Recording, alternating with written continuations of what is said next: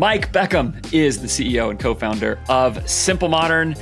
You know Mike because he is one of the hosts of the Operators Podcast. He is a known commodity in the D2C e-com space, which is a good thing because he has a lot of good stuff to teach you about how to grow your business. And on this episode, we're going to talk about very little of it. Instead, we are going to talk about what he is actually building towards and what is the point of making the kinds of money that Mike has made. If you're interested in thinking about how wealth generation leads to joy in your life, that is really what we're going to talk about. Mike is a friend in the space. He's been extremely successful. He has a lot of great thoughts about this. I think you're going to like this podcast a lot. And I don't know if you've heard Mike talk about this before, probably somewhere. We'll see. Let's get into it with Mike Beckham from Simple Modern.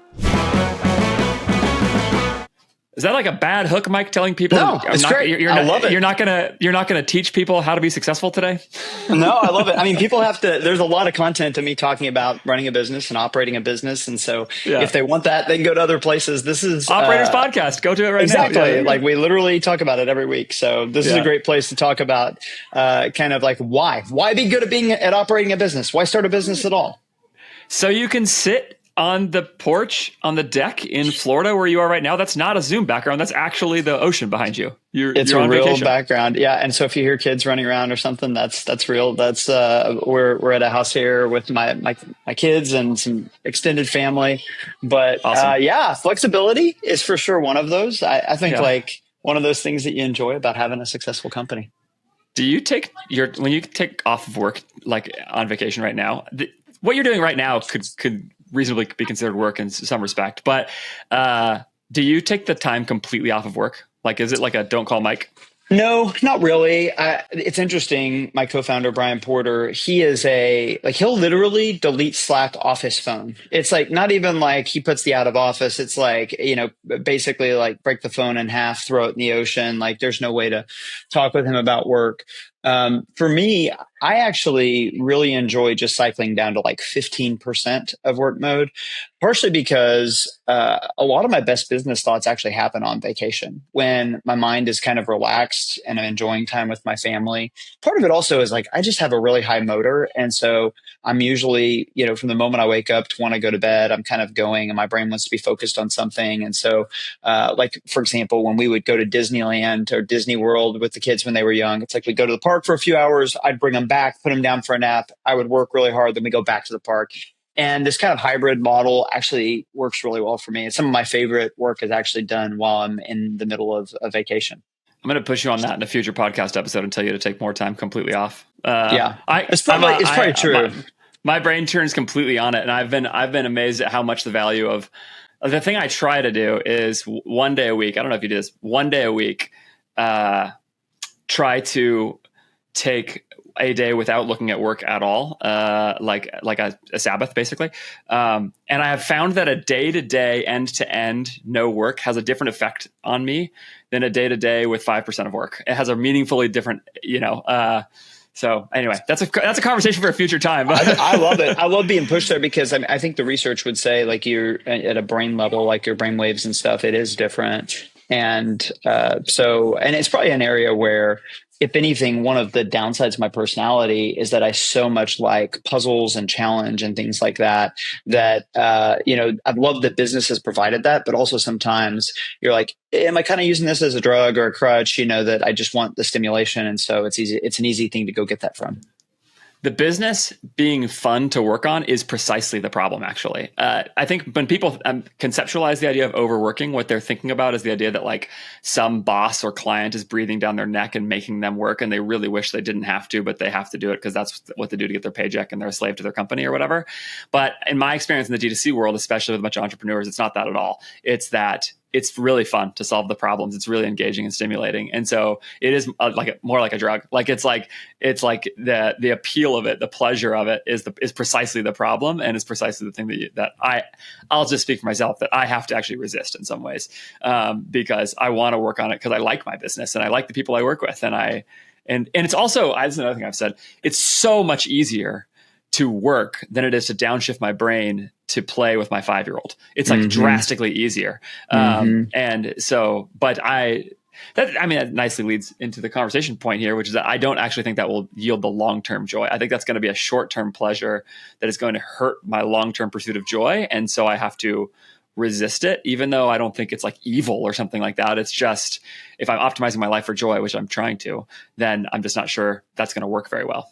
Yeah, I think it's good. And I mean, I think with digital businesses in general, there is so much dopamine of dashboards that you can refresh and look at a new number. Like there's just always some new metric or we joke about monitoring the situation, and like ecom is the ultimate monitoring the situation. Like we launched a new product last Friday that's probably the most successful weekend of any product we've ever launched. And it's like, awesome. Yeah, but yes, awesome. But also like, how tempting it is to just be like pounding on the dashboard, every sale.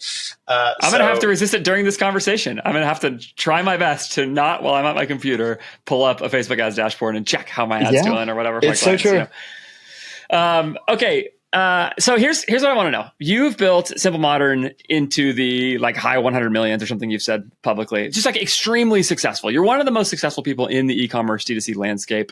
That has been covered. I think it's great. I love it. I know you. I know a number of the people on your executive team reasonably well, have worked with you in some, for a short engagement along the way, have been out to Oklahoma City a few times to experience the promised land. I just wanted to go to Oklahoma City. That was the reason. But I stopped by Simple Modern while I was there, and all those things. So I've gotten to know a little bit of that. And it's just an incredibly impressive thing that you've built. So here's my question for you to start this off a little bit more earnestly. Why not sell the business right now, cash out, and make the money? Because you did it. You got to a number you could generate for you, and the shareholders who are your friends and executives with you could generate never work again money in life. And your company would be extremely appealing for somebody to acquire. I mean, we haven't talked about all the specific financials, but I just know that's true. It's a really well-run company.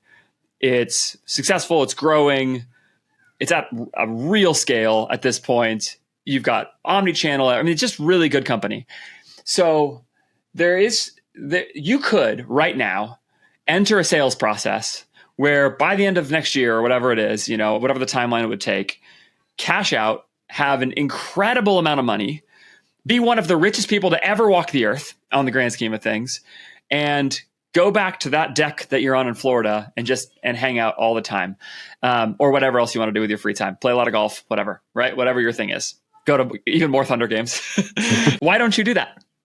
Yeah, well, I think it's a great question. And before I get into some of the answer, I'll say that. Or by the way, maybe you are doing it, by the way. I don't know. Well, are you entering a sales process? I don't know. No, I'm not. And there's no intention of doing it. I think I've been fairly public about, I really just don't see myself selling the company for a variety of reasons.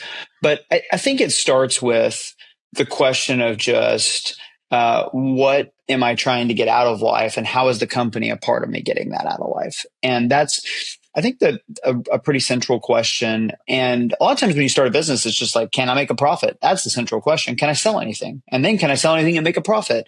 And then can I make enough to support myself?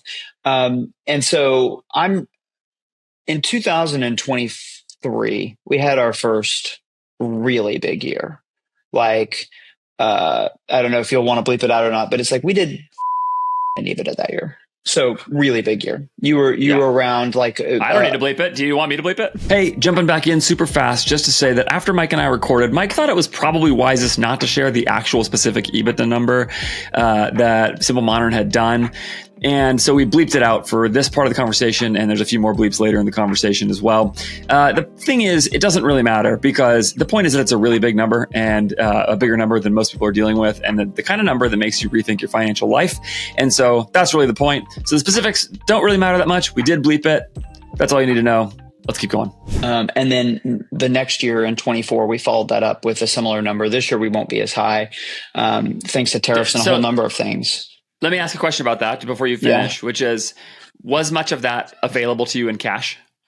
A decent amount. And even the way that we approached some of that, we did some share buybacks from minority owners. We wanted to have some of that disproportionately flow to some minority owners. But obviously at that point, personal finances are not a huge stressor.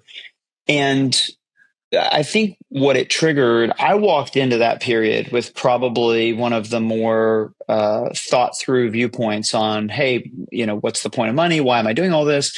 And it was still fairly disorienting. I mean, I've said this before publicly in another talk, but there's a book in the Bible written by King Solomon, Ecclesiastes, where he basically is like, I got all the stuff. I caught all of the cars. I use this analogy of a dog chasing a car, and he's like, I caught all the cars, and then I was like, what do I do here? What's the point? And I really think it's almost impossible to have any kind of experience with extreme wealth without having somewhat of that kind of dark night of the soul or whatever. And like I said, I went into it probably fairly prepared. And but it really does. One of the things that it does that I think is counterintuitive is when you get to like that level of wealth, it's like it makes you take a step back and say, where does my drive come from? And why am I driven towards really anything? Because now I have enough money that I could ostensibly pay for everything to be done for me. I could never have to be driven towards anything again in my life. And it was good. It was good, but challenging of just reevaluating all the things I said I believed. It's one thing to say, hey, if I ever had just like extreme generational life-changing money, I would do X. And then it's a different thing to actually experience it. And I think that I've walked through that period over the last maybe year or two. And hopefully I've come out a better person on the other side. But it's also one of those that you don't exactly know how it's going to impact you until you do it.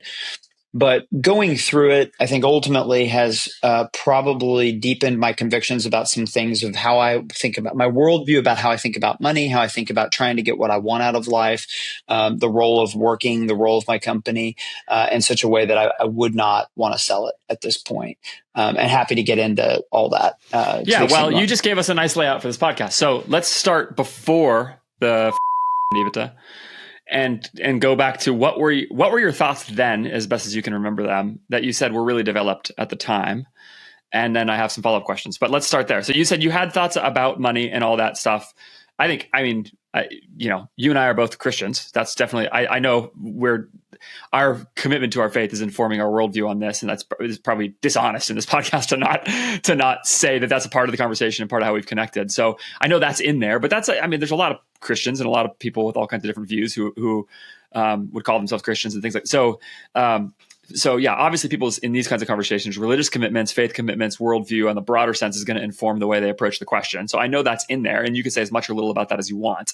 But yeah, what were your convictions before that moment happened? And then later I want to get to the part about what was disorienting about it, because that's an interesting question too. Yeah.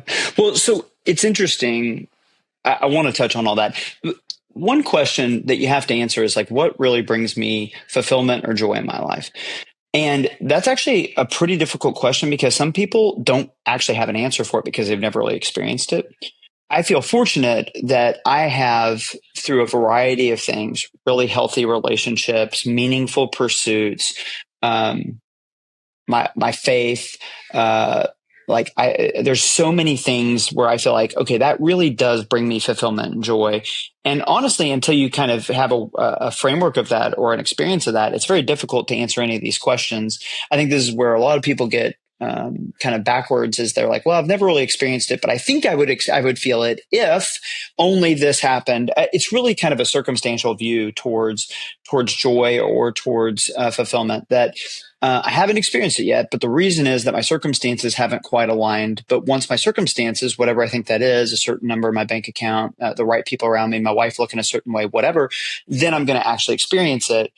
And one of the things that's really helpful is when you kind of disabuse yourself of that thought process. You realize, no, it's actually not circumstantial. I mean, circumstances matter, but it's not exclusively circumstantial. That's not what makes you really satisfied as a person. So on the faith side, I think I'll just comment this. I think having a larger dream for your life and a sense of why your life has meaning and purpose, it's really difficult to be fulfilled if you don't have an answer to those questions. And we live in a very cynical culture that kind of says there's no answer to that. And so every answer is perfectly valid and equally fine. And I kind of reject that idea. I think that's kind of nonsense, and it doesn't hold up to any kind of intellectual scrutiny when you think about it. But for the purposes of this conversation, there's a lot of people that probably have a faith background or faith is part of their lives, and people that don't. I would just say this. We don't have to talk about anything post-death. Like, we're going to talk about life on this earth and why is this stuff relevant for this? Although I think when you're a Christian, obviously you're thinking about both, hey, how does this impact my life? But how does it impact things after death?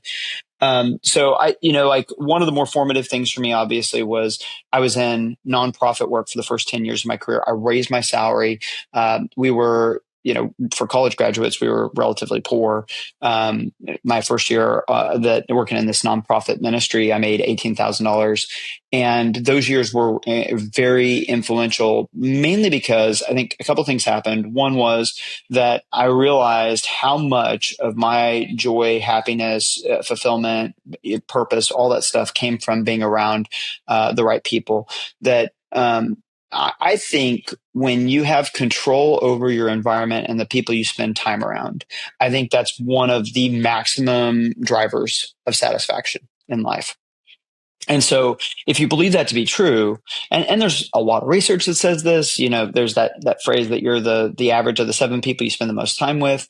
But once you believe that to be true, it's like, well, hey, really being engaged in something that allows you to have high agency with that, right? Instead of being like totally accidental with who am I going to have to spend my time around every day, I'm going to be highly intentional. Like, entrepreneurship makes a ton of sense, right? Like, I'm not going to go work at XYZ Corp where they could bring in whoever and put them in the cubicle next to me. I could have Milton in the cube next to me or whatever. Like, I'm going to actually get to choose this stuff. And it's funny, even with myself, I didn't realize how early that thought process had taken root. I was talking to a guy that I mentored for a little bit when I was 23. And he was like, one of the big things I heard you say then was that you were going to be super intentional with who you worked with because you felt like that was the number one driver of satisfaction.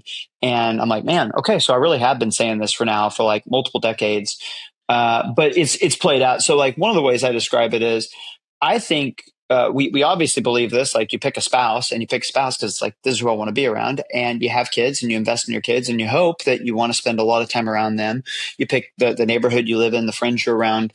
To me, it was always been a really natural that like being in a work context, whatever it is you do for work, where you're surrounded by people that you enjoy being around and that kind of push you towards the version of yourself you want to be, is an incredibly huge driver of happiness. And so that's one big piece of the Simple Modern story that I can't tell enough, is it's like our balance sheet is great, but like kind of the personal balance sheet is unbelievable. Like, there's kind of an embarrassment of riches of people that are inside that company.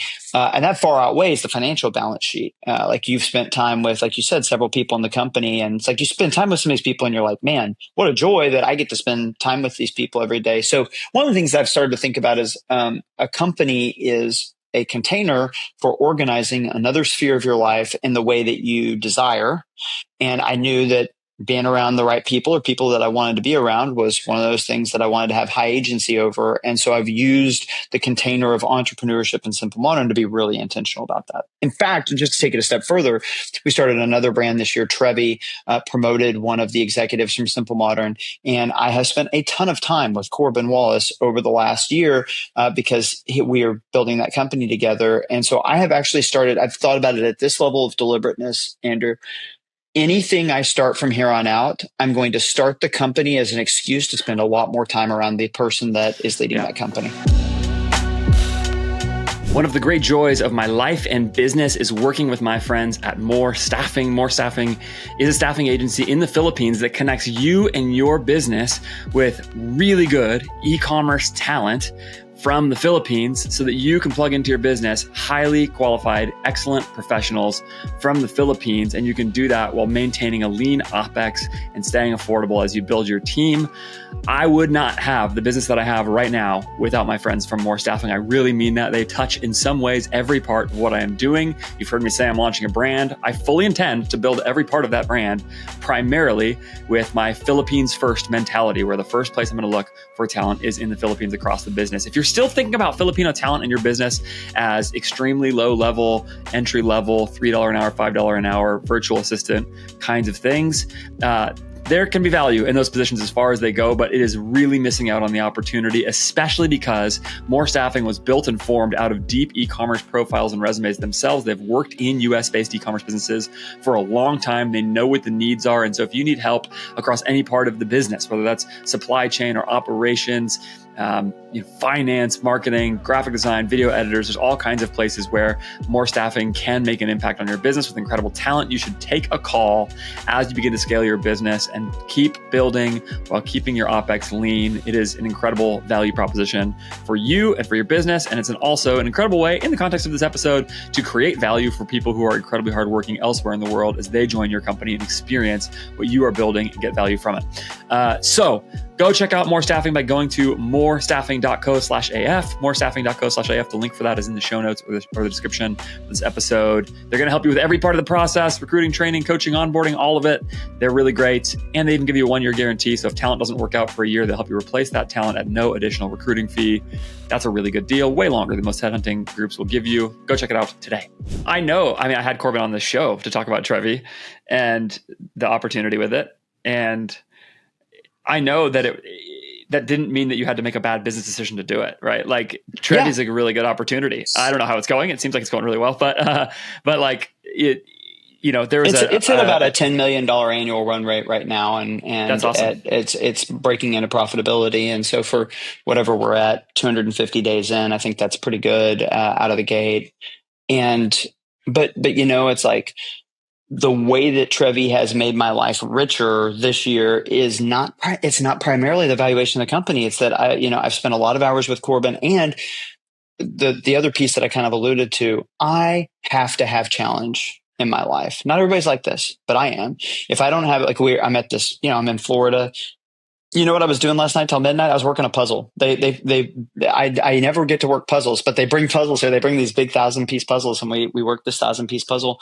I just need it. I need it for the way that I'm wired. And so for me, like being able to work on a really challenging problem with somebody I really enjoy has been huge value add to my life. Right. There's two things that I think about all that. One of them is you brought up this idea that people will say like, I'll be joyful when, I'll be content, I'll be satisfied when, whichever word you want to use. I think joy and contentment, satisfaction, those are basically 3 words for the same experience. It's really hard to be content if you're not joyful. And it's really hard to be joyful if you're not content. So you could say for me, like my little phrase, optimize for joy. That's what I'm trying to optimize my life for, is for joy. And you could really substitute any of those words. And in my estimation, it cannot be the case that I need more money for that. And I just mean this at almost like a math level. And this is why I think you're right that if I ever made a huge amount of money, it would be disorienting to me. Even, anyway, it doesn't matter. I'm doing very well financially, and by all accounts, nowhere close to the numbers that you're talking about, not even in that neighborhood. I couldn't stop working, right, if I wanted to, but I'm doing very well. Okay. So, I'll make your argument for you, Andrew. We are richer than any society has ever been. Okay, and so the number of people on antidepressants is it's like you have to be blind to not see the irony of, for all the abundance and for all the stuff we have, it clearly is not driving the kind of satisfaction, contentment, quality of life that we would expect. So I think it's oversimplified to say that money doesn't bring happiness, because clearly getting out, particularly of like abject poverty, does on average, I think, bring people more happiness. But even there, I will say there are very poor people who are extremely happy. And this is one of those things that everybody says who's ever gone to a third world place and been around people who have so much less than them. And they come back with this, they always say the same thing. Anybody who's done that, whether it's like a church mission trip or somebody you support with your business's generosity program or something like that, everybody comes back and says the same thing. I couldn't believe how much joy they had. And I learned more. I got more from them than I gave to them. That's what people always say in those situations, right? And there's all kinds of reasons why you might nitpick that example, and I get that, but just the basic point I think is basically true. And to your point more specifically, and this is where I think it's a math thing. In the history of the world, there have been about 117 billion people who have ever lived. And by any account of that, I am one of the very richest. I'm actually beyond the 1%. I'm nearing the 1% of the 1%, even without being nearly where you are, right? 0.1, Something like that. 0.01. So if it's the case that I need more money to be happy, that is a devastating view of humanity. Because what it means is, it means that almost nobody in the history of the world has ever been able to experience joy because there was an amount of wealth that there was no chance they could ever achieve, right? The GDP literally didn't exist, right? So I just think like that is just an unsatisfying view of the world to me. And then that means if I am not feeling joy right now in my life, then it can't be because I need more money. It has to be for something else. And if I believe it's because I need more money, then I am deceived. I'm telling myself, my beliefs are wrong about all kinds of things, I'm sure. And so I've started to sort of think about that math. And you basically laid out the same point about this sort of like my relationship to money now versus what I want. And that is what I'm trying to have drive the way I'm thinking now about my actual business decisions in some ways. And like the things I'm aiming at is if I actually apply that characterization to my life, then that's kind of where I land.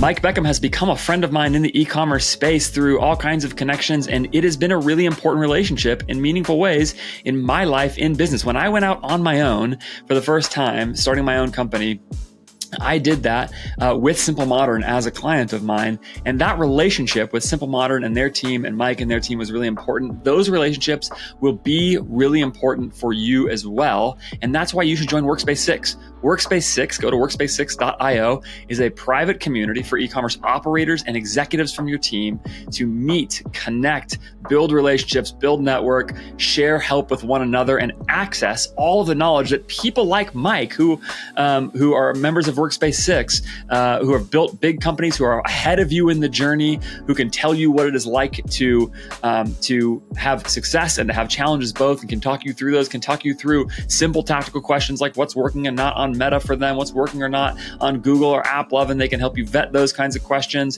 They can help you sort out all kinds of supply chain questions, operational questions, all the stuff that comes up in the day-to-day of running a business is accessible to you from other e-commerce operators who are doing it alongside you, and they are there in Workspace 6 as a private Slack community. I love the Workspace 6 guys. They're just great. They've been helpful to me along the way. They have a giving first mentality in the e-commerce community to where they're building something that really is trying to create impact and value for other operators. A private closed community like this just is uniquely valuable because there are problems that will come up in your business that somebody else has solved, and you just need to have access to them, which is what you have with Workspace 6. Go to workspace6.io. It is not too expensive. The first month is only $1, and you can go check it out for yourself. There's really no risk. Workspace6.io. Tell them that I sent you.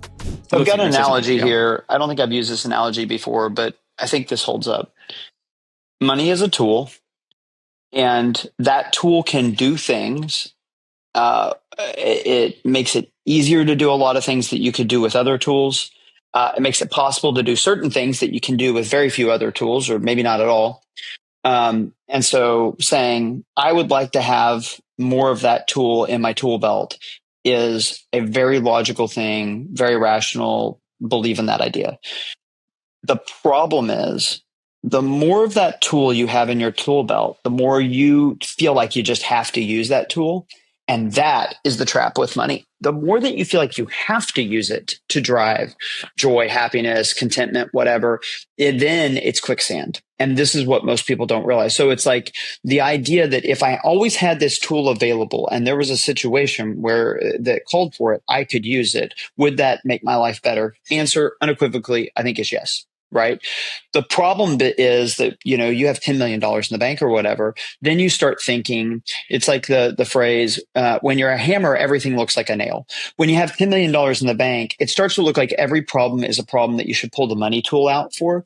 And that is actually what makes people really unhappy. If you can keep it in its proper place in your life and view it as not like a good or a bad thing, but just an amoral, neutral tool, and that you can use that tool in the proper context, I think it's great. Go nuts. Get as much as you can, because it's a great tool to have. And there's a lot of great things you can do with it. The problem is that that's not how we work. The way that we work is when I start feeling a little bit down, a little bit bored, a little bit unsatisfied, I'm like, you know what? If I just used more of that tool, I could make myself happy. I could make myself content. I could change this part of my life. And that is where it starts to go the other way. And you actually drive as much misery as you do satisfaction. So it's a little bit like fire. Like I've heard this analogy with fire. Like it's great if it's in your fireplace. And if it gets out of your fireplace, it burns your house down. And I think it's the same kind of mindset. Like money, when it's properly contextualized in your life and used properly as the tool that it is, it's great. The moment that you start asking it to be more than that, it'll burn your house to the ground. Is something about what you just described, the experience you had that you said was disorienting? Oh, for sure. For sure. Because like even in myself, I saw myself starting to do it. I mean, it's just, you just start to be like, if there's anything I don't like about the world, I'm just going to pay to change it, And I knew that that was a pitfall, and I still saw myself doing it. And I realized that there is tremendous danger. I think there's tremendous responsibility to my community, to my family, to a bunch of things, to have the kind of amount of worth that I am in charge of stewarding. But there's also just a lot of danger to me. And so like actually being thoughtful about how much I give myself access to, in some ways, is also a safeguard to myself. And I don't think that's a cop-out to say like, oh, well, I don't trust myself, or I'm kind of mentally weak, and so it'd be bad for me to have $100 million in my bank account. I think it's more just saying, and as a side note, even if you think you can be very disciplined with that tool, can everybody else in your life be disciplined? Can your kids have that similar level of discipline? Can your spouse? Yeah. Can your friends? And that is what, sadly, the more biographies you read, and I've read a lot, like I read Titan, for example, about Rockefeller, super interesting. But one of the things that is sobering is like, you just look at his family and it's like, it didn't go well. It did not go well. And there's a lot of stories like that. You look at second and third generations, typically having a great abundance of this particular tool goes poorly. So it's not even just about your own ability to steward it. So anyway, I have this kind of view where I can really fast on that, Mike. Yeah, go ahead. I want to finish. I'm sorry. On that point of passing on money, Morgan Housel has a comment that's really stuck with me in Psychology of Money. He says, I think it's Psychology, maybe it was just a tweet or something, but he said, basically in so many words, nobody's figured out what to do about money for your kids. Like he just frames it like it's like this for wealthy people. It's just this big problem because you give them too much, and it creates the Rockefeller problems that you're describing or whatever, where it's just like entitlement or ease or something like that. And if you give them too little, there's another problem. So I've talked to I've talked to, it's interesting. I've talked to quite a few in Oklahoma, the families that have multi-billion dollar estates. And the ones that I'm really interested in talking to are the ones where they're on a third generation. So not their kids, but their kids' kids, and where there's normalcy, Because I'm like, okay, so they've obviously had something go right if they're on third generation and things have not gone off the rails. And one of the things that's super interesting is that I've had them describe a variety of approaches, sometimes even polar opposite approaches. And it really emphasizes the point that it's interesting how much time as a society we devote to the pursuit of money and how little we devote to the psychology and the management of wealth when you do have it. And the wealthy have not figured this out. And it's really, if you think about it, like what a sad thing to potentially happen, that you're so successful and you build all this wealth only for it to be the thing that eats your family, that cancerously eats your family. So another story here, I was meeting with a wealth advisor of some kind. I sat down with him, and his kids are great. And I was asking him what he did, and he said, "Well, when they got in their 30s, I started passing the entire state onto them. And the reason I did it is a conversation I had years ago. He met a guy, I don't know which family from Chicago, one of the big money families from Chicago.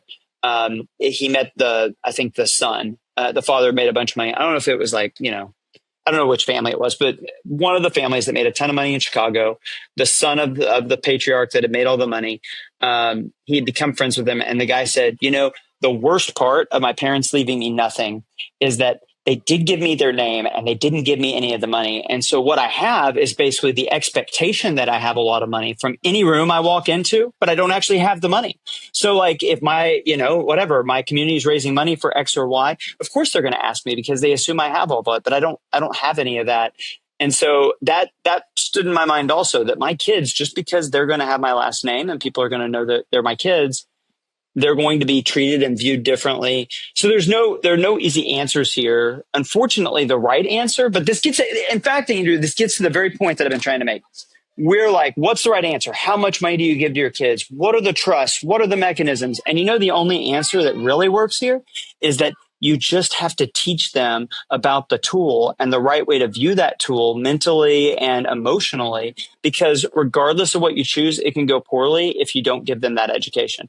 But we get much more focused on like, what's the right amount or what's the mechanism? And so my guess is that my kids could probably thrive if I pass nothing to them, or if I pass the entire company and all of the wealth to them, if I set them up well from a mental, emotional perspective about how to think about it. And if I don't do that well, they're probably going to have a really hard time no matter what. There's a few things that get circled in that answer. One of them is, I think so much right now with the Thomas Sowell quote, the economist, right? He says, "There's no solutions, only trade-offs." That is so helpful to think about here, because but I think the thing is, people approach money as if that's not true. Like, there are no solutions, only trade-offs. Unless you have all the money, the more money you make, it's all solution and no trade-off. And I think almost everybody underrates that. And I've actually picked some of this up from talking to you specifically about some of this, where I've, the passing wealth to your kids thing is a big question here, which I think is something that everybody sees, almost like a universal. People just clearly agree that it's a very hard thing to do very well. Not that it's never gone well, but it goes wrong a lot. And that is an indication of the relationship between wealth and relational fracture. I think when you look at many of the very wealthiest people, not all of them, but many of them, they have divorces and their families fall apart, and some of those things, that is an indication of relational fracture and connection to success. I'll give you one of the biggest trade-offs, Andrew. It doesn't protect you from that, at least. Yeah, go ahead. No, not at all. The biggest trade-off, I think, that I've seen so far is that people will treat you different the more money you have. And most of that seems awesome on the surface. It's like, everybody is going to want you to be their friend. Everybody is going to want you to view them positively. Man, well, yeah, sign me up for that. Everybody will do whatever you ask them to do. But what it does, just as some examples of those trade-offs, it is much, much, much more easy for people to view you transactionally. I want to do this for you to help you, or so with the hope that, down the line or next week, I can ask you for money, or you will do this thing for me. It is much harder for people to feel like they can emotionally relate with you. And because one of the examples of this is that I think generally we can empathize with other people and what they're going through. Somebody says, well, my kid's got this new thing, this new, uniform they want for their sport. It's expensive. And you're like, yeah, sports are expensive. But it's like, I don't get a lot of the kind of, your life is similar to mine, or you can empathize with what I'm going through with the way that I'm currently situated, as I am exceptionally intentional about it. And so it's not me crying about it, because it's just an understanding of like, it's part of the package that comes with things. It's funny because my wife and I, we grew up in this doing nonprofit ministry in our first years of our marriage, and we just don't think about money, I think, as much as most people think about money. I think that's an interesting irony here. I don't think about money nearly as much as most people do. It's just not as interesting or captivating to me. But we'll have these conversations where it's like, why did this one person say that one thing? Why did this happen this way?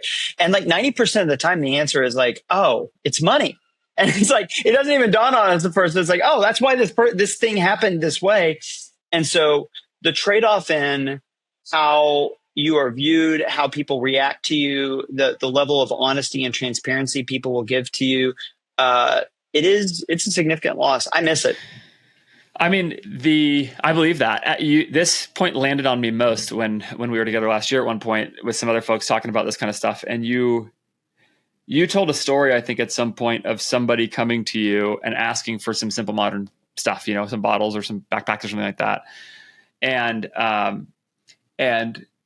the way you framed the story, and you may know exactly what I'm talking about, but was the person asked it with like an utter certainty that you were going to give it to them. And essentially they were not asking for it. They were demanding it. They were expecting that. And you, in that situation, cannot turn them away and say no without them just saying because they know you have enough. Yeah. It's like, what a jerk. Right. Yeah. Right. And therefore it robs you of the ability to be generous. That's right. Yeah, exactly. And that's the transactional component. It's like you, Mike, the person, are now no longer part of this conversation. You are just a pathway to their giving. And as you said then, the thing that the sort of irony of this is that the mission statement of Simple Modern is we exist to give generously. You guys give a lot of money away and a lot of gear away.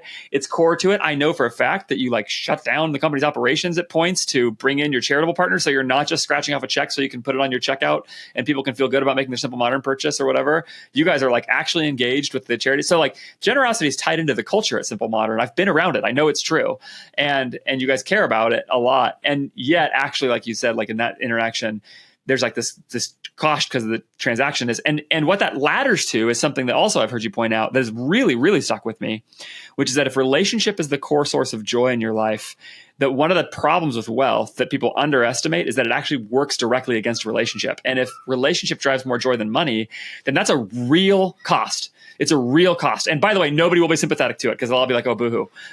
You're so rich, whatever. Yeah, cry in your gold Kleenex, right. Right, sure. Right.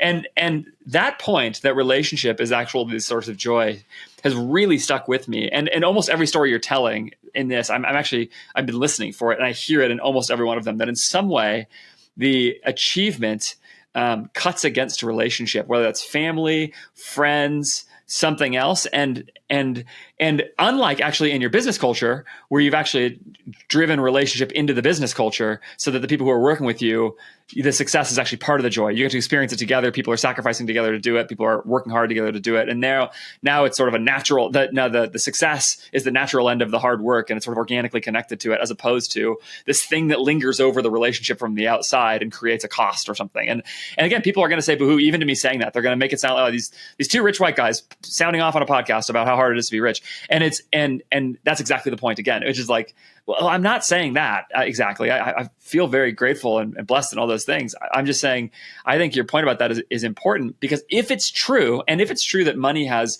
an inorganic relationship to joy, at the very least that it's not directly correlated to it, right? If you did the R squared on money and joy, that there would be a small correlation, especially at the lower end of the income bracket. And I just want to be conscious of that reality. I'm not talking about getting out of poverty. This is good. Get out of poverty. I want to give to people, right? That's an unadulterated good. I just will say that clearly. Okay. But at the same time, that sort of beyond some of those scales, it's really hard to see what the correlation is. So if you ran the R squared, it's not clear to me that the relationship is correlated at all. Certainly that it's not obviously positive.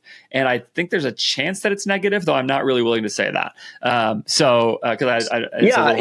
think the research says that. The research says it's mixed, and it's not a simple story where you can just say, oh, it's definitely negative or it's definitely positive. Again, I think it's a reflection on the person who wields the tool. But I will say this, that I think about the life business is somewhat like a Settlers of Catan game where you're trading one thing for another. And like we trade our money for our time for money, and we trade that money for inventory so I can make more money. And then I trade that money for, a room on this beach so that hopefully I can be happy. And like where I'm kind of constantly like trading resources for each other. And that usually in the business world, there's a lot of people that are really driven and really good at trading their intellect, their drive, their time for money. People do not spend nearly as much time trying to figure out how do I trade my money for meaning, purpose, time, happiness, connection, relational closeness. I've given this example before, but it's like the thing that makes a vacation awesome is if you have some people that are worth taking a vacation with. And, like if I was just sitting in this big house by myself, it would suck. And it would really drag. I mean, if anything, it would be the opposite of joy. It would be lament. I think you made a good point. And it's important. Like, I love Breaking Bad's a great show. And really the premise of the show, there's this meta arc where he's telling himself, Walter White is telling himself the entire time, I'm doing this for my family. And then it's not until like the last episode of the show that he finally admits, I've been doing this for me because I wanted to do this. It was about his drive. It was about his ego. I have a desire to achieve and a desire to solve problems. And it is one of my most defining characteristics, and it has the chance to be the absolute worst part about me, or or one of the best parts about me. And just like money, it's all about how I choose to focus that.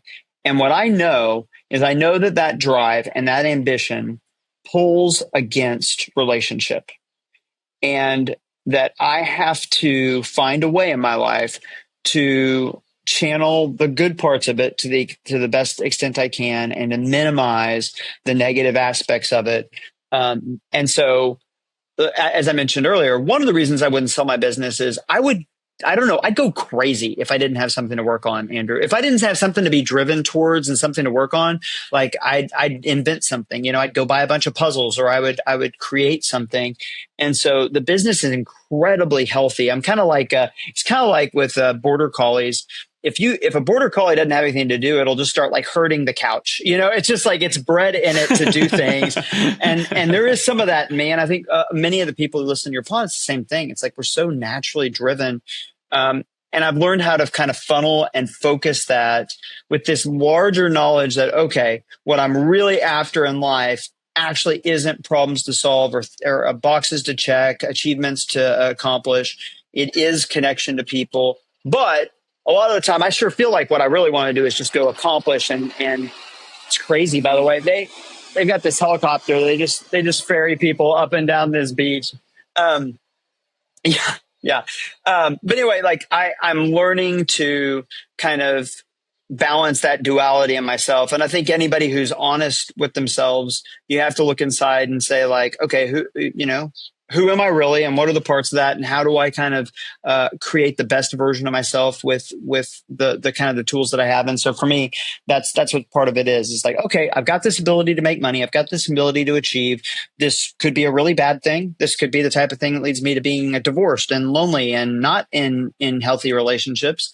But this also has a way to really be a thing that drives joy, not just in my life, but in the lives of other people. And so I'm going to try and apply it in that way. And I've said this before too. I have kind of like a niche kind of specialty in mentoring really driven men.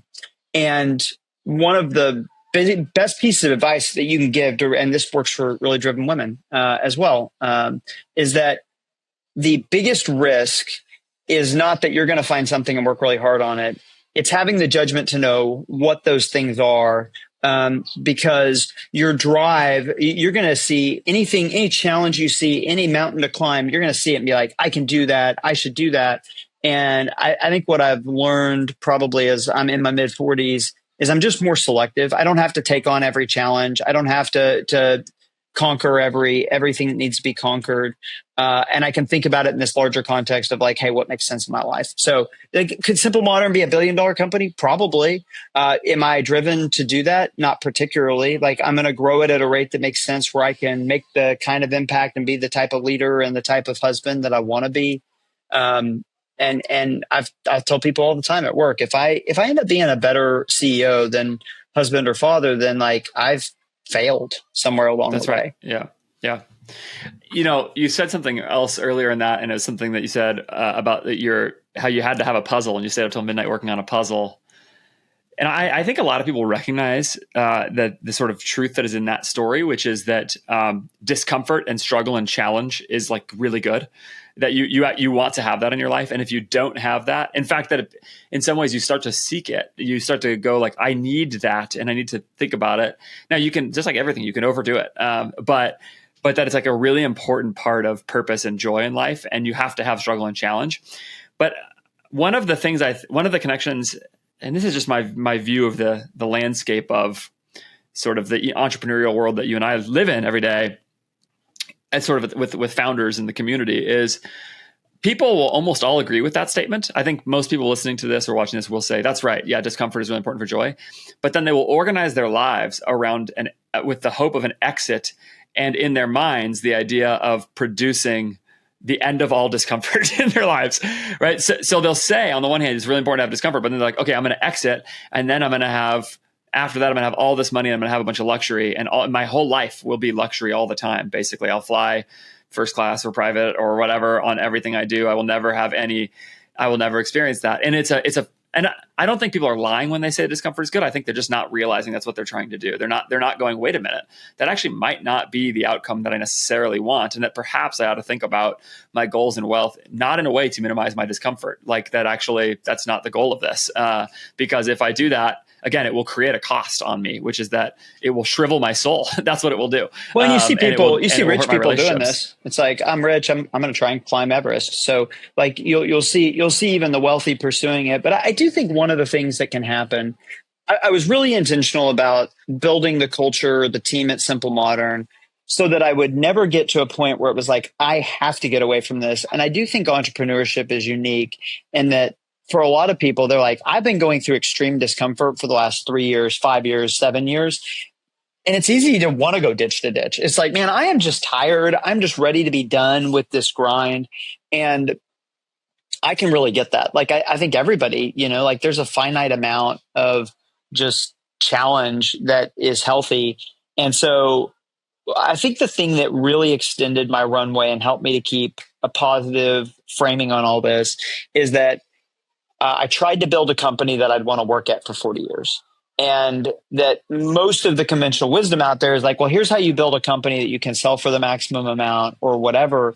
And when Warren Buffett used to tell his managers, like, I want you to run this company like it's the only stock you can hold and you have to hold it for the rest of your life. You have to hold it for 40 years. Okay, now how would you operate the company?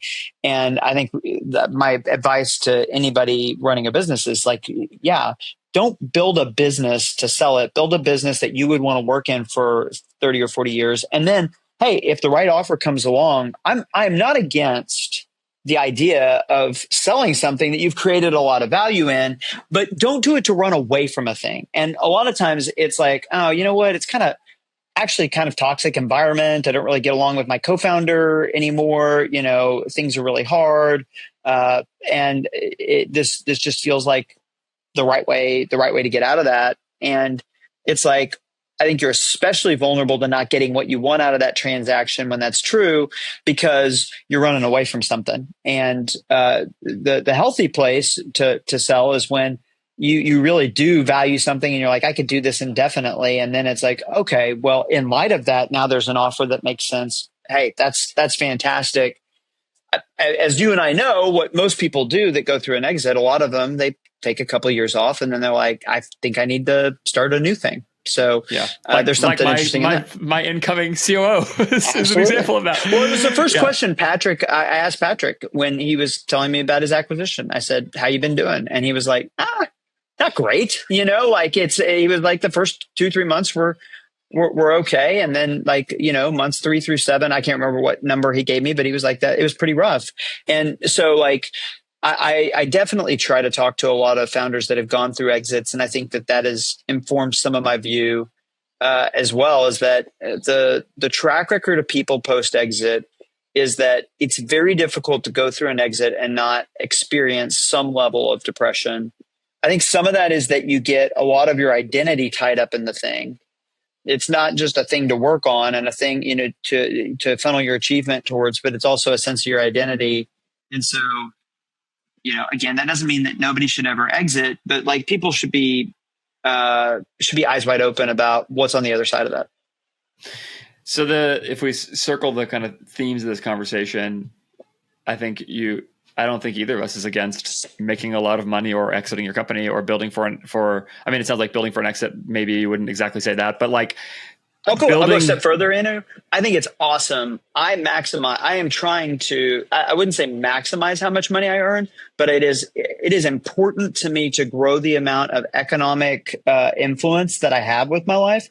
But I'm able to do it, I think, now because of some of the things we talked about. I think I'm able to handle that where it doesn't burn my house down, And now that I think I can handle it a little bit more wisely, I see all the good stuff I can do with it. And like you said, there's going to be a lot of things where I kind of get coerced into giving to this or that. And I just view it as a tax that comes with extreme wealth. But I still can make more of a positive impact on the world. I still can have a higher quality of life by maximizing the economic influence I have. There were just some steps I had to go through before that would be true in my life. So this is exactly what I would say. Is like the point of this is not to say like don't go try to make money. The point is go try to make money. So, but this is sort of maybe this gets us to the last part of this story, right? We talked about the thoughts you had before, the disorientation. So what I am now curious about is to take that to another step, which is, okay, in light of all of those things, in light of what you believe about the place of money in your life relative to the joy in your life and relative to the purpose of your life, why do you want to maximize your money? You just said you want to make as much of it as possible. So give me the positive version of it. What are you trying to do? If money is not the end in itself, what is? And what is the purpose for which you are trying to keep building Simple Modern and spinning off huge profit numbers and launching products that you're checking excitedly, when it launches on Friday and feeling great about? What is the point of that?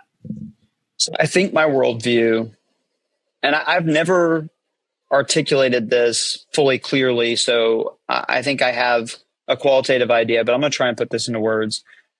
I think my view is that the world is full of people, and there's a small percentage of those people that the decisions they make with their lives have a dramatic, disproportionate impact on the way that all humans experience the world, and that there is a significant amount of responsibility and opportunity that comes with that. That I did not do anything to, quote unquote, deserve or earn my IQ, for example, or my good health, or the different things that have helped me to be successful. I'd like to think that I've worked hard along the way and I've made good choices, but a lot of it is just gifts that I inherited, really. And that's before you talk about the fact that you were born in the U.S. and exactly. Yeah, right. So, it's funny.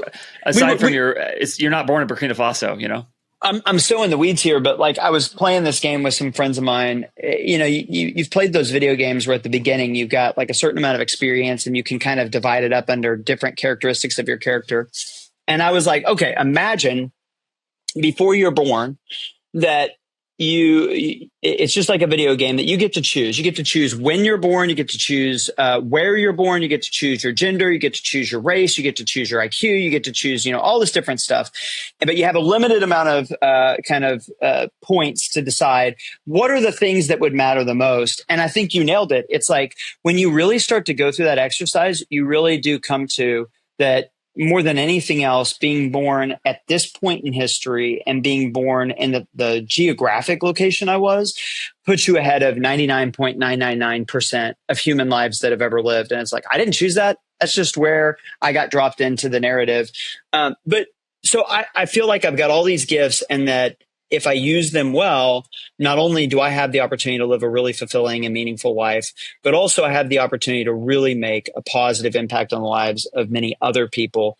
And that brings me happiness and joy. Like, I think that it's interesting. I think when somebody says they're truly altruistic, this idea that I am just about other people being happy and I don't really care how it impacts me at all. I think that is usually the sign that they're like a sociopath or somebody that can't be trusted. Because it's just not true. Like we know that's not how people behave. There's always got to be something in it for you to do something that's in the best interest of other people. Even in the Bible, it's interesting. Jesus invokes the profit motive a lot of the time. That you have to have some motivation of how does it impact me, as well as the idea that it's going to positively impact other people. The kingdom of heaven is like treasure hidden in a field, which somebody sells all that they have, and in their joy they go and buy the field. The point is, the reason they sell all the stuff they have is because the field that they buy in Jesus's parable is more valuable, which means it's a profit motivation, and they get joy out of it. So they get joy and profit on the transaction. So it's definitely self-interested. So I'm just like my joy, my meaning and purpose will be maximized by actually helping other people as well as helping myself. And it's interesting because what I just said is throughout most of human history has been such a clear that people have understood that. And that's just been part of street smarts for most of human history. And we've basically lost that. As we've become more technologically advanced and more disconnected, we have less communal time with other people. Like we just forget that honestly, what will bring you joy is being relationally connected to other people and being a part of making their life better and then making your life better. And so it is awesome that I can spend my time figuring out water bottle design. I can turn that into millions of dollars. And then I can send, like we had a girl, Olivia, who has a terminal illness, and we sent her and her family on a Make-A-Wish vacation to Florida last week. And I can do that. I can turn my drive and my ambition and these gifts I have into making her life better, but that also makes my life better. And it's like, man, that is awesome. It's awesome that I can create the economic value to be able to hire people that I also want to spend all my time around because they are great and because they challenge me and make me a better person. And so there's so much optionality that does come with building a business and with economic power. And now that I know how to use that optionality, I get really excited about it. So that's the way that I would say it, is that I've kind of come full circle. It's like, it's kind of like that bell curve where like the far left is I want more money because I can do things. And then there's the middle one. It's like, well, more money. There's all these problems, do you really want that? And then the far right, it's like make more money because you can do things. But the key part is, what are the things you want to do? And I don't want to buy 50,000 square foot houses. I don't want to run away from difficulty or challenge in my life.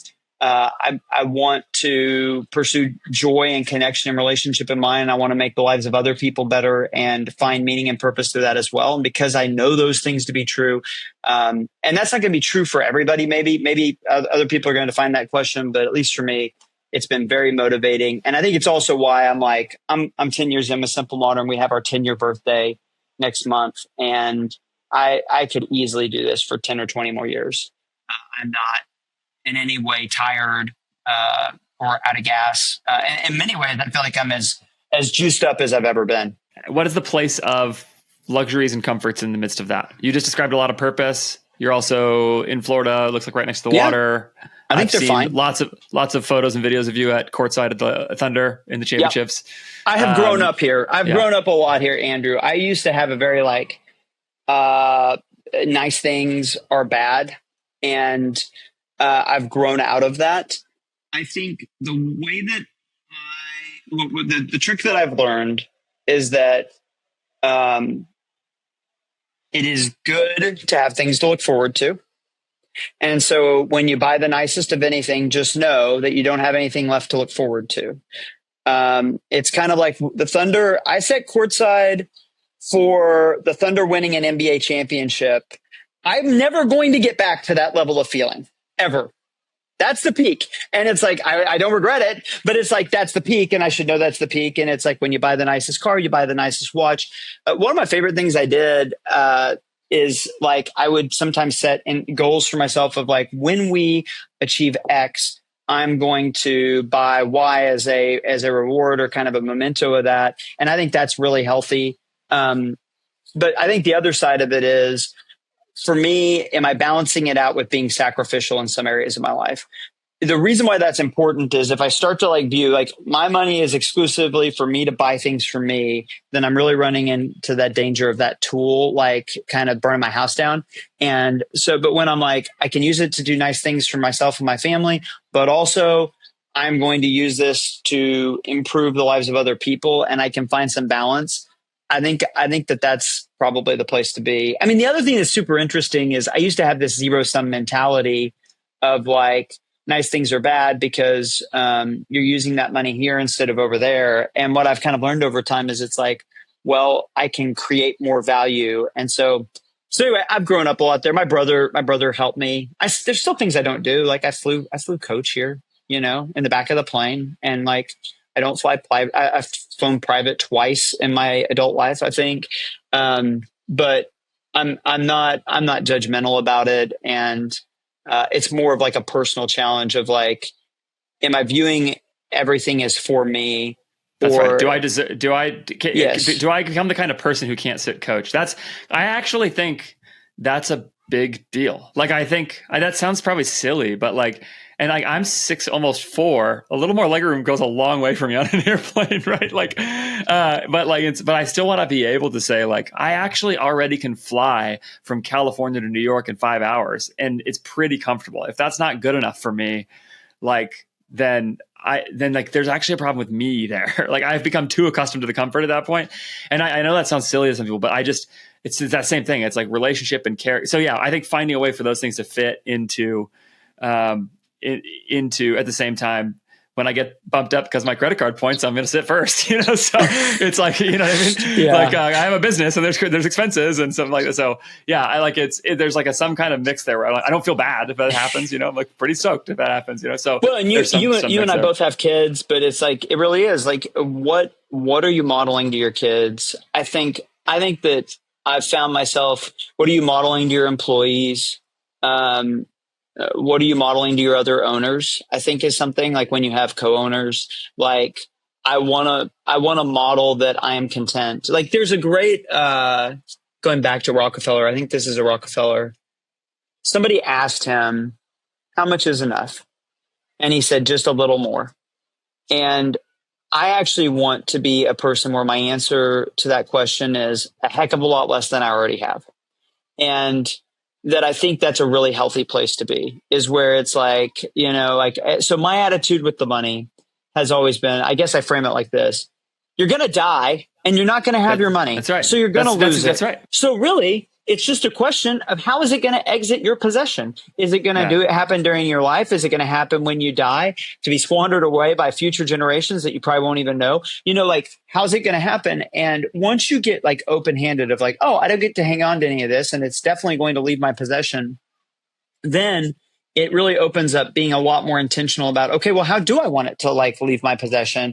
And that's probably the easiest kind of word picture, is that I'm not close-handed with it. I'm open-handed with it. So my view's always been the money's here till it's not, Andrew. And when it's not, I'm going to be fine. And if that's because I died, that's fine. And if that's because I go through a bankruptcy, when I'm 50. I bet you were pretty happy at $18,000 a year with your wife. Absolutely. I mean, I think that was probably the formative thing, is that I was content and I loved my life that year. And so there's a kind of a cheat code in that once you've experienced contentment with little, then you don't fall into that circumstantial like lie that, oh, what I really need to do to feel happy or to feel like my life is the way that I want it to be is to get more. So I don't know how well we've covered it today. Hopefully it doesn't come across as preachy to anybody, because it's really not that I think I've figured this stuff out. Or that I've got some kind of special. I just think that going through the last 2 years especially has helped me to take it from having some strong opinions about this, living through the ups and downs of seeing how my own, like I wrestled with it personally, and then coming out the other side, hopefully a better person and a better operator. I think I'm going to be a better business person as a result also. I bet that's true. You you said preachy. I really don't. I mean, I am thinking about this. You said you're not thinking about money that much. I think about it a lot, in part maybe because there's some similar background where I had a ministry background, but actually because I just never expected to make money in life, and that was also fine with me. I made plenty of money before. We were fine. Like I wasn't suffering or anything, but there's the possibility of getting like really crazy rich just because I own companies, and so it can happen. And I just think about it a lot. And I'm puzzling over this because I've watched it go great for some people. Like you gave some examples of people where you feel like they are just doing this awesome. And there's some rich people you've been around where it's like, they're just, it's been really good. And then I've watched it go really badly. Like honest to goodness, when I see the stories of people like, Jeff Bezos and I wish no ill will on him, but like getting divorced in the midst of all of his success, it just is like, I would not trade my marriage for all of his money. I would not do it. And if that was the cost, that is too much cost. And so now I'm not sure that those were directly connected to each other. I'm not, who knows, right? But like you've just seen enough rich people have things go wrongly. Like, I'm puzzling on it a lot. And my own comments in this episode and the reason to talk with you about it is I know you've thought about it a lot too. And I want to understand as best as possible. I'm also extremely personally unsatisfied with the notion that, that the only thing that I should be chasing is like a really big exit. and I think that is an unspoken assumption in e-commerce land sometimes, that's the way you've reached the top, is when you've had a really big exit. And let's just be really clear. I just was like, super congratulating Taylor on CTC's exit because he's a great, not like Taylor did, but like then you'd be happy if you had gotten Taylor's money. Then you'd be happy. That's the problem. Right, that's the problem. No, but the point is like that's a great friend of mine, and I just the whole time I was like, I have watched how hard he's worked. I feel nothing but excitement for him about that, so the point is not to like pile on anybody's exit or anything. I love bringing people on here. I built Alessandro on after he exited, and just like tell us how it went, tell us all things, because it is an incredible achievement, and I appreciate that. So that's the point. It's just I'm trying to sort this out as best as I can, certainly within the lens of my faith, but also within the lens of there's a lot of people who are not Christians who have good wisdom on this too. I don't know if Morgan Housel has any faith, but that's a name that we brought up earlier. Like that's a guy who's been really helpful on this point. So yeah. Anyway. Mike, thanks so much. Here's a simple way to say. Just a simple way to say what you said is, my hope for anybody who listens to this is that the best thing that ever happens to you is not that you sold your company for a big amount of money. That's great. That's great. That's really good. It's great if you go through that, but if that's the best thing about your life, then I feel badly for you, because it's not going to bring the kind of fulfillment, the kind of meaning that you want it to bring. And so like, maybe I'll go through it someday, maybe I'll go through it. Who knows? But I won't. If it's the best thing about my life, then my life has taken a dramatic veer off a cliff, bad turn. And so keeping that in perspective has been really helpful for me. Really good. I would love anybody who is watching or listening to this, especially on YouTube, if you're watching it, to leave any comments or thoughts about it. I'm certain Mike will not be monitoring the comment thread, but if there's a really good one in there, I'll send it to him. And so see if you can jump in there and respond. We'll see.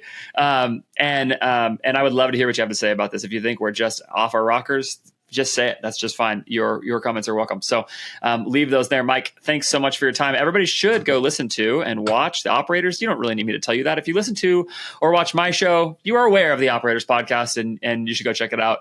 It is amazing that people like Mike give you their input, and Sean Frank and Matt Bertulli and Jason Panzer give you their input for free. It is incredible. It is incredible. And so go do that, and maybe buy something from one of their sponsors too. All right. Thanks so much, Mike. Appreciate it. Have fun in Florida.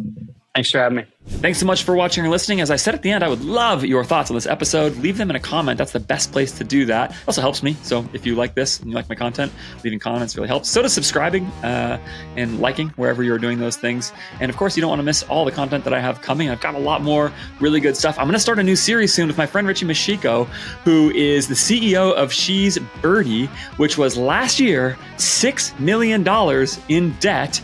And Richie became the CEO to turn it around. He's going to tell you how far he's brought it since he's become the CEO, how he's digging out of debt, and what that journey is going to look like. It's a crazy story of massive success, 8-figure e-commerce business that got really turned around, and how Richie's been a part of that. I'm going to try and bring him back a bunch of times to talk through each part of the journey. By the way, as he tries to rescue that company from debt, he cannot run ads on Facebook because he has an outstanding bill there. So he has to find ways to generate revenue, repay debt, etc., without running Facebook ads. It is really fun to talk to him about this. He's a really smart guy. You're not going to want to miss that. So subscribe wherever you are watching or listening. It's going to be really good content. He's coming on to interview next week, and it'll be out in a couple weeks.